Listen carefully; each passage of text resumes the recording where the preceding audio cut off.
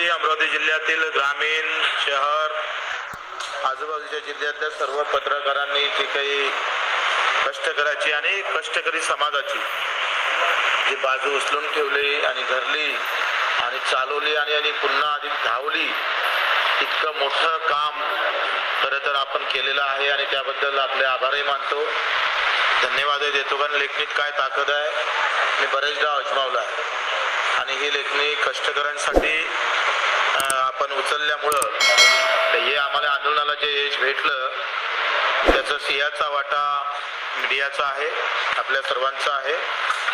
आणि या उद्देशातून आम्ही हे एकंदरीत आंदोलन सुरू केलं होतं. तर देशामध्ये धार्मिकता आणि त्याची कट्टरता हे तुम्हाला नेहमीच पाहायला भेटतं. महाराष्ट्रामध्ये ओबीसी आणि मराठा अशा लढाया आपण पाहतोय.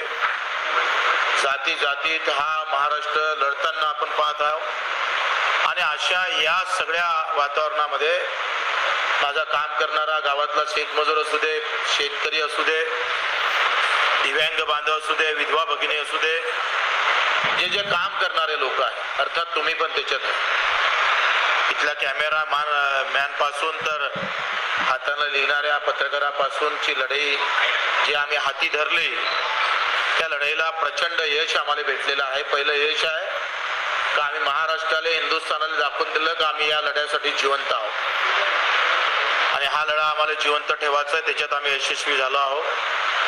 दुसरं असं का हा जे काही ओबीसी मराठा आणि धार्मिकता या देशामध्ये माजून महत्वाच्या मूळ प्रश्नावर बगल देण्याचं काम काही राजकारणी लोकांनी केलं, त्याला ते वातावरण संपुष्टात आणण्याचं काम सुद्धा या आंदोलनानं, अन्नत्याग आंदोलनानं आम्हाला मोठं यश त्याच्यात प्राप्त झालेलं आहे.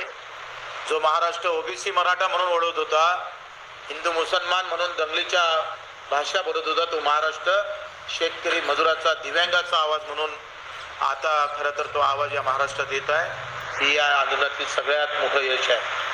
आता सरकारनं एकंदरीत दिलेलं आश्वासन, मला माहिती आहे आम्ही का कॉमेंट्स पाहतो, काही लोकांना काही आमच्यावर विरोधात लिहिले, त्याचंही स्वागत करतो. ते लिहिलंच पाहिजे आणि विरोधात लिहिलं नाही तर मग काय त्या आंदोलनाला धार उपलब्ध होत नाही, चुका कळत नाही, मग त्यांचाही आभार मानतो. आणि ज्यानं चांगलं लिहिलं, खूप चांगले लेख लिहिले, मतदारचा लेख मी वाचला, अधिक बाकीचे पत्रकारांनी, तर त्यांनी जे काही लिहिलं त्याच्यामुळे आम्हाला प्रचंड ऊर्जा आम्हाला भेटली आणि या ऊर्जेतून आम्ही पाहतोय महाराष्ट्राचं सरकार नमलं. तुम्ही जर 2 महिन्या अगोदरचे जर बयान पाहिले अजितदादाचे, तर कोण दिल्ली कर्जमाफी, कोण म्हटले होते कर्जमाफी, असे म्हणणारे अजितदादा म्हणायला लागले हो आम्ही समिती गठीत करतो, समिती गठीत करून त्याचा अहवाल सादर झाल्यावर कर्जमाफी करतो. हे आंदोलनातलं आमचं ते म्हणणंच होतंय का जे मौन पाळून सरकार आहे कर्जमाफीवर, ते आले आम्ही बोलावलेलो आणि ते सरकार बोललं. काल फडणवीस साहेबांना पण कबूल केलं तर योग्य वेळी आम्ही कर्जमाफी करू. पण आम्ही ते म्हणतोय ही याच्यापेक्षा अधिक कोणती योग्य वेळ आहे ते फडणवीस साहेबांना समजून सांगावं ना. तुमचे विधानसभेतले भाषण देवेंद्रजी आम्ही ऐकले आहे. तुम्ही जेव्हा विरोधी पक्ष नेते होते तेव्हा सरकारला सांगत होते का शेतकऱ्याच्या आत्महत्येपेक्षा अधिक कोणते काम महत्वाचे आहे तुम्हाला. आज बजेट मधलं एखादा हेड कमी जास्त केला आणि त्याला 2 महिने 6 महिन्यानंतरही ते काम केलं तर काही अडणार नाही. पण शेतकऱ्याच्या कर्जमाफीवर तर जर तुम्ही लगेच निर्णय घेतला नाही तर लाखो आत्महत्या आमच्या समोर येईल.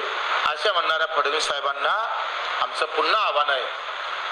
त्यांच्याकडून अपेक्षा, लोक काही जरी म्हणत असेल तर फडणवीस साहेबांवर आम्ही पुन्हा विश्वास ठेवलेला आहे आणि त्यांच्याकडून अपेक्षा आहे का ही कर्जमाफी योग्य वेळ म्हटल्यापेक्षा या तारखेच्या आतच आम्ही करतोय असं येणाऱ्या अधिवेशनात तुम्ही जाहीर केलं पाहिजे. आम्ही श्रेयाची लढाई लढत नाही, ही खऱ्या अर्थानं आवश्यकतेची आणि गरजेची लढाई आहे. आज आम्ही 6 महिन्यातल्या जानेवारी पासून तर आतापर्यंत 6 महिन्यात 1000च्या वरती आत्महत्या झाल्या. पाय घासून घासून शेतकरी मरत आणि तरी सुद्धा तुमची योग्य वेळ येत का नाही हा पुन्हा प्रश्न आहे. या सगळ्या गोष्टी आमच्या दिव्यांगाच्या पगाराच्या वाढ असेल, मानधनाची वाढ असेल, शेतमजूर असतात. काल मिटिंग झाली, भरत गोगावलेनं अतिशय पॉझिटिव्ह घेतलं. तर आम्ही त्यांना सरळ सांगितलं का पेरणी ते कापणीपर्यंत सगळे कामं जर MRGS मध्ये कव्हर केले तर पहिले असे म्हणायचे अधिकारी, प्रशासकीय अधिकारी, का बहुवार्षिक पीक घेता येतं, अर्थात झाडं म्हणजे ज्यातून पर्यावरण निर्माण होईल आणि वारंवार जे काही आपल्याला पिकं घेतोय त्याच्यावर आम्हाला MRGS घेता येणार नाही असं म्हणणारं सरकार. आम्ही त्यांना वाचून दाखवले. 267 कामामध्ये गवत लागवडीसाठी जर आम्ही MRGS वापरतो तर मग पराठीसाठी काऊन नाही, सोयाबीनसाठी काऊन नाही, आमच्या तुरीसाठी का नाही, ज्वारीसाठी का नाही, ऊसासाठी का नाही, इतर पिकासाठी का नाही. जर गवत लावायला MRGS लावता वापरता, शेतातली बंदिस्त बांधबंदिस्तासाठी जर तुम्ही MRGS वापरता तर शेती हे नफ्यात यावी याच्यासाठी का वापरत नाही. आणि मग त्या बाबतीत त्यांनी होकार दिला आणि त्यांना सांगितलं का ही क्रांतीचं पाऊल होईल. विसप पागेंनी रोजगार हमी योजनेची सुरुवात झाली आणि महाराष्ट्रानं देशाला योजना दिली MRGS. आज पुन्हा एक क्रांतीचं पाऊल महाराष्ट्रानं टाकलं पाहिजे, जी आमची मागणी आहे. का सध्या तुम्ही विधवा भगिनी, विधवा शेतकरी आणि दिव्यांग शेतकरी यांच्यासाठी शेतीतल्या 9 कामापैकी 2 कामं MRGS मध्ये सुरू करा. एक नवीन खऱ्या अर्थानं अध्याय सुरू होईल आणि त्यांनी कबूल केलं का आम्ही लगेच कॅबिनेट समोर हा प्रस्ताव आणू.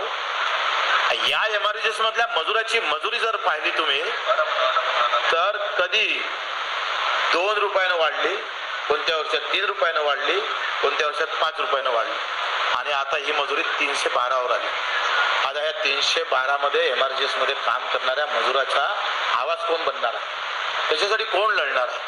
तो सगळ्या जातीत आहे, धर्मात आहे, पंथात आहे, पक्षात आहे आणि त्याच्यासाठी आम्ही 500 रुपयाची मजुरी मागितली आहे. त्यांनी सुद्धा हे कॅबिनेट समोर प्रस्ताव ठेवणार असं म्हणून सांगितलं. संत्रा, आंबा आणि यासाठी 3+5 ही योजना सुद्धा आम्ही आग्रही आहोत.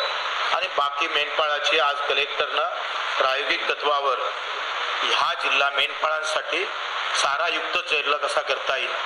मग आमचं 1 लाख वरची जमीन असेल आणि फॉरेस्टमधली जमीन, कारण मेंढपाळांसाठी जून, जुलै, ऑगस्ट हा फार कठीण दिवस असतो आणि त्यांच्याकडे जमिनी नाही आणि धंदा आम्हाला साईड बिझनेस म्हणून शेतकऱ्याला दिला पण तो चारा नसल्यामुळं घाट्यात आहे. मच्छीमारा बाबतीत बावनकुळेंनी बैठक घ्यायचं सांगितलं पण जे काही काम चालू आहे ते फार समाधानकारक नाही, त्याला वेग नाही आहे. आणि म्हणून आम्ही एक यात्रा 5 जुलै म्हणजे माझ्या जन्मदिवसापासून डॉक्टर पंजाबराव देशमुख यांच्या गावापासून ही यात्रा आम्ही सुरू करू 1 वाजता आणि तिथून यवतमाळचं खडका, कोणतं गाव आहे, चिलगावात जिथं पहिली आत्महत्या शेतकऱ्याची झाली त्या गावापर्यंत ही यात्रा 7-12 कोरा यात्रा आम्ही काढणार आहोत. तर तुम्ही बघितलंय निराधार बंधूंनो की बच्चूभाऊ कडू यांनी स्पष्ट सांगितलेलं आहे की विधवा शेतकरी आणि दिव्यांग शेतकरी यांच्यासाठी नवीन मागणी त्यांची सरकारकडे आता ते ठेवणार आहेत. त्याचबरोबर पदयात्रासुद्धा काढणार आहेत, कारण की मागण्या जे त्यांनी यापूर्वी आंदोलन केलं होतं त्यामध्ये त्यांच्या ज्या मागण्या त्यांनी शासनाला सांगितल्या होत्या त्या मागण्या पूर्ण करण्यासाठी आता संत गतीने काम होत आहे. त्यामुळे आता पुढचं पाऊल त्यांचं जे काय असेल ते त्यांनी स्पष्ट केलेलं आहे, म्हणजेच की ते आणखीनही आंदोलनाला बसणार आहेत, कारण की आमच्या मागण्या ज्या आहेत ते लवकरात लवकर पूर्ण करा अशी त्यांची मागणी आहे. तर व्हिडिओ आवडल्यास टेक्निकल मराठाची या चॅनलला नक्की सबस्क्राईब करा. भेटूया पुन्हा नवीन एका व्हिडिओमध्ये. तोपर्यंत जय महाराष्ट्र.